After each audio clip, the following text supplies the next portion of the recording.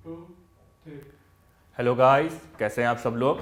It's फैज़ अहमद फैज़ और आज मैं आप लोगों के लिए एक बहुत ही बढ़िया टॉपिक लेके आया हुआ हूँ, डायनेमिक्स का लॉज ऑफ मोशन। तो आज हम लोग का जो पोर्शन है वो डायनेमिक्स का पोर्शन होगा। डायनेमिक्स का मतलब होता है चलने का ज्ञान, ठीक है। और डायनेमिक्स में जो हम पहला पार्ट पढ़ेंगे वो हम पढ़ेंगे लॉज ऑफ मोशन के बारे में, ठीक है। ये है लॉज ऑफ मोशन। अब लॉज ऑफ मोशन में जो हम पहला टॉपिक पढ़ेंगे वो टॉपिक है हमारा इनर्शिया। तो देखिए इनर्शिया क्या होता है। हर मटेरियल में एक टेंडेंसी होती है, हर मटेरियल में ये टेंडेंसी होती है कि वो अपनी पोजीशन को खुद चेंज नहीं कर सकता। बाहर से आकर किसी को उसे चेंज करना होता है। बाहर से आकर जब कोई उसे चेंज करता है तो वो चेंज होना नहीं चाहता, वो उसको अपोज करता है। उस कैरेक्टरिस्टिक को हम बोलते हैं इनर्शिया।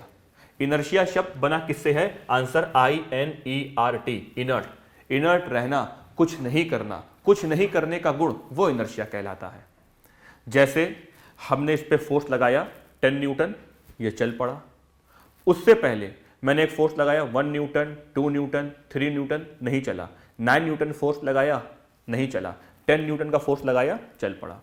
अब हमारे पास ये एक ऑब्जेक्ट है, इस ऑब्जेक्ट पे मैंने फोर्स लगाया 9 न्यूटन, नहीं चला। 10 न्यूटन, नहीं चला। 15 न्यूटन, चल पड़ा।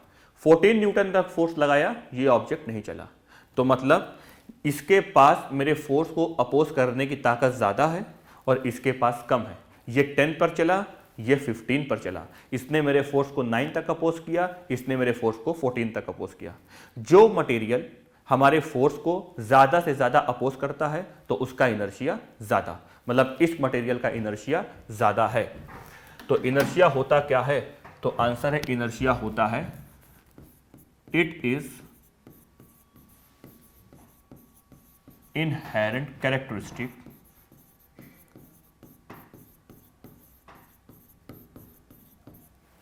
ड्यू टू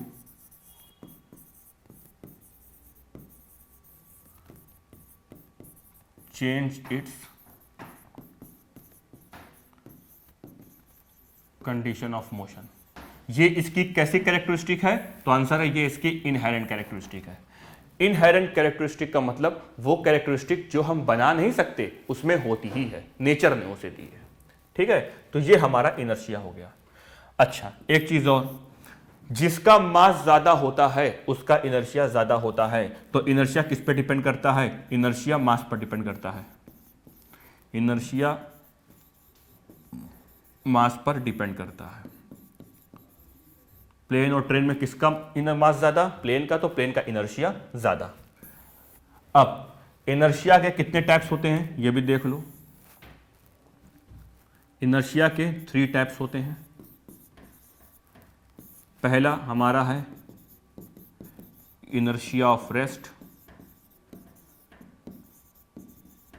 दूसरा हमारा है इनर्शिया ऑफ मोशन,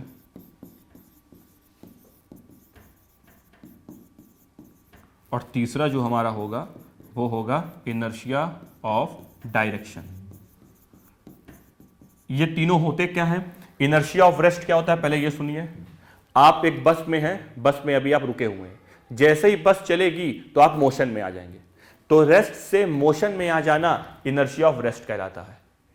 इसी का उल्टा करिए, मोशन से रेस्ट में आ जाना इनर्शिया ऑफ मोशन कहलाता है।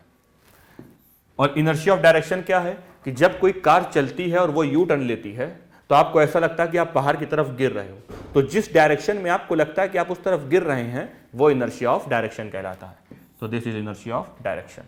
तो this is all about inertia. अब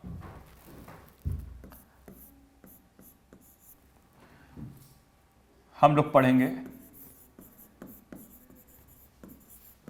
सिस्टम ऑफ पार्टिकल्स के बारे में। देखिए सिस्टम ऑफ पार्टिकल्स क्या है। ये हमारे पास एक पॉइंट है, ये हमारे पास दूसरा पॉइंट है, ये हमारे पास तीसरा पॉइंट है, ये हमारे पास चौथा पॉइंट है और ये सारे पॉइंट्स हैं। तो ये एक पॉइंट नहीं है, ये बहुत सारे पॉइंट हैं, मतलब ये एक पॉइंट्स का पूरा ग्रुप है। मतलब इसके अंदर जितने भी पार्टिकल हैं ये सारे पार्टिकल्स का एक ग्रुप बना है, ये सारे पॉइंट हैं। और ये जो आप पॉइंट देख रहे हैं ना, ये पॉइंट, इन पॉइंट के बीच का जो डिस्टेंस है वो फिक्स्ड है, इनके बीच का डिस्टेंस फिक्स्ड है। जैसे ये एक बॉडी है हमारे पास, इस बॉडी का ये एक पॉइंट, ये एक पॉइंट, ये एक पॉइंट, सारे पॉइंट को मिलाकर ये पूरी एक बॉडी बनी है।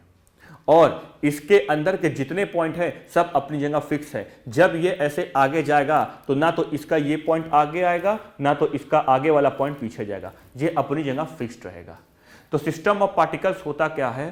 सिस्टम ऑफ पार्टिकल्स एक ग्रुप ऑफ पार्टिकल्स है, मतलब एक पूरे पार्टिकल्स का ग्रुप जिनके बीच का डिस्टेंस फिक्स्ड रहता है।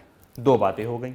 तीसरी सुनिए, जब ये ऐसे आगे जाएगा किसी वेलोसिटी से, मान लीजिए वो वेलोसिटी है 10 मीटर पर सेकेंड, जब ये 10 मीटर पर सेकेंड की वेलोसिटी से आगे जाएगा तो जो वेलोसिटी इस पूरे बॉडी की होगी वही वेलोसिटी उसके अंदर बैठे हर पार्टिकल की होगी।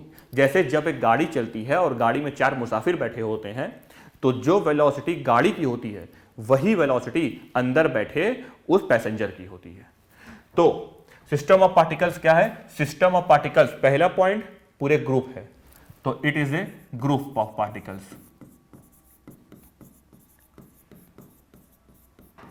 इनके बीच का डिस्टेंस कैसा है? तो आंसर डिस्टेंस फिक्स है। Group of particles and fix distance.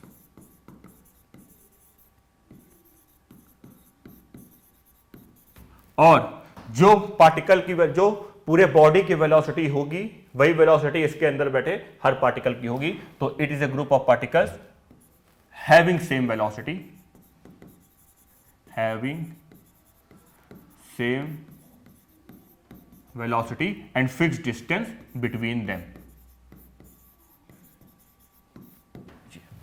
तो ये क्या है? सिस्टम ऑफ पार्टिकल्स, एक पूरी बॉडी। अब सिस्टम ऑफ पार्टिकल्स में कौन सा फोर्स काम करता है? एक्सटर्नल फोर्स की इंटरनल फोर्स? तो आप गाड़ी के बाहर खड़े होकर धक्का मारिए या गाड़ी के अंदर बैठ के धक्का मारिए, गाड़ी कब चलेगी? जब आप बाहर से खड़े होकर धक्का मारेंगे। तो याद रखिए सिस्टम ऑफ पार्टिकल्स में एक्सटर्नल फोर्स क्रिएट होता है। External force can create motion in a system. Internal force cannot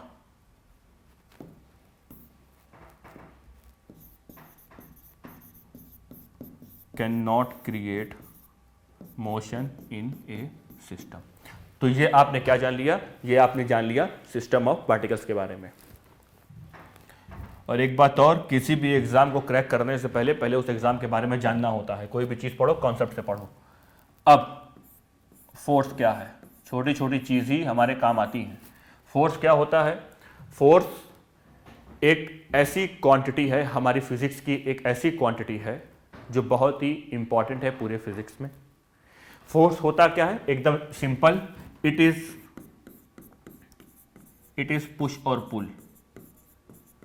it is push और पुल, और ये किसी की कंडीशन को चेंज कर देता है, किसी भी कंडीशन को। It changes a condition of motion. It changes a condition of motion. आप किसी भी तरीके की तैयारी करिए, चाहे आईआईटी हो चाहे नीट हो, लेकिन कॉन्सेप्ट जानना बहुत जरूरी है। तो फोर्स क्या है? इट इज पुश और pull and it changes a condition of motion. ये आपने क्या जान लिया? फोर्स के बारे में जान लिया। चलिए अब हम बात करेंगे सबसे पहले सबसे पहले बात करेंगे फर्स्ट लॉ की। फर्स्ट लॉ क्या है? न्यूटन के पहले लॉ की। देखिए फर्स्ट लॉ क्या होता है? कोई भी ऑब्जेक्ट अगर रेस्ट में है तो वो रेस्ट में रहना चाहेगा, और कोई भी ऑब्जेक्ट अगर मोशन में है, यूनिफॉर्म मोशन में है, तो वो मोशन में रहना चाहेगा। कब तक? जब तक उस पर बाहर से आके कोई एक्सटर्नल फोर्स ना लगे। तो फर्स्ट लॉ क्या होता है? एनी ऑब्जेक्ट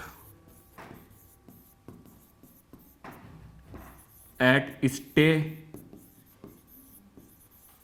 एट रेस्ट और यूनिफॉर्म मोशन, मोशन नहीं और uniform motion, motion continue, continue unless an external force is applied on it.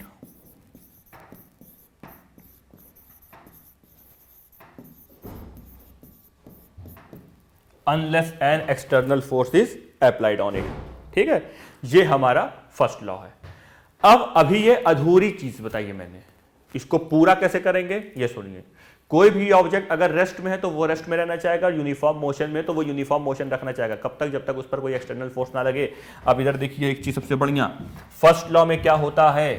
First law में हमारा सबसे इंपॉर्टेंट चीज है कि जो हमारा नेट फोर्स होता है, नेट फोर्स, वो नेट फोर्स हमारा जीरो होता है। बहुत जबरदस्त चीज है, नेट फोर्स जीरो होता है, मतलब sum of all the forces equal to zero, acceleration is equal to zero. मतलब कंडीशन फर्स्ट लॉ में कैसी होगी? तो आंसर है कंडीशन फर्स्ट लॉ में इक्विलिब्रियम रहेगी। जितनी भी चीजें इक्विलिब्रियम कंडीशन की होती हैं वो फर्स्ट लॉ से रिलेटेड होती हैं। इक्विलिब्रियम कंडीशन में जितनी भी चीजें होंगी रिलेटेड वो फर्स्ट लॉ से रिलेटेड होंगी। तो this is in equilibrium condition, net force zero, sigma sum of all the forces is equal to zero, acceleration is equal to zero. अब एक चीज और, ये पूछा गया है which laws of motion gives definition of force. Force की definition कौन सा लॉ बताता है? तो याद रखिए फोर्स की डेफिनेशन फर्स्ट लॉ बताता है।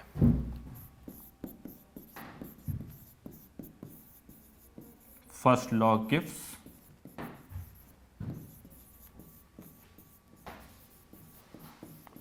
gives definition of force. ठीक, this is all about first law.